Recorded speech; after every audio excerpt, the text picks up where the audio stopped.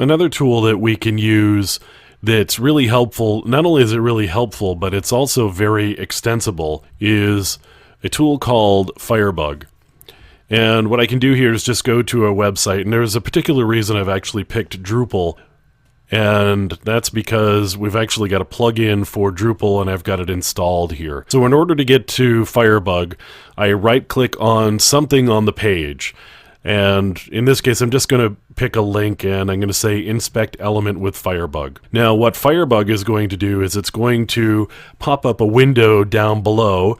It's going to show me the HTML from the page. So we've got the page source, and it's going to show me exactly where in the HTML that particular element is located. So this gives us a quick and easy way of locating particular elements within a page. So I've also got a Drupal plugin here, and it actually says there's no Drupal data that was found.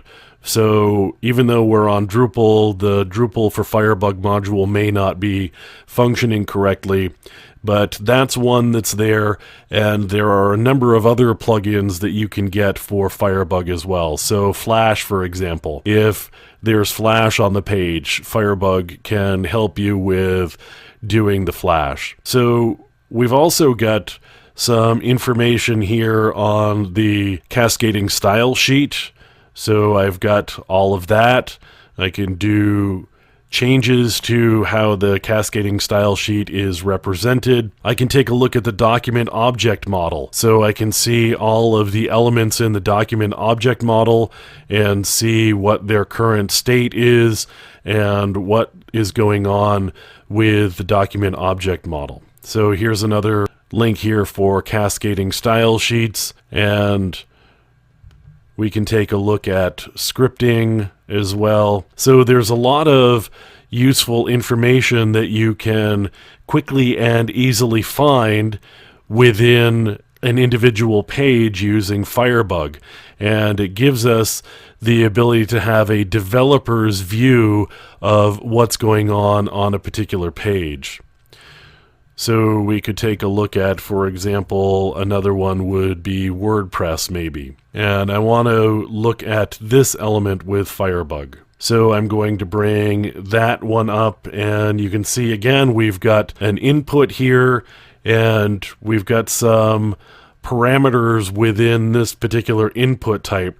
So in a pretty complex piece of HTML, with all sorts of sections and divisions, it's actually organized it pretty well for us so that we can easily find the elements that we want to see what's really going on. So we can see all of the input types, for example, and find out what they're called, what other parameters are there. So auto capitalize and auto correct are both off in this case. And we've got a class with a link here to do some popping over to the lost password function within WordPress. So there's all sorts of information that you can get within Firebug. And as I said, there's a number of plugins that you can get as well. So if you want to be able to do some more digging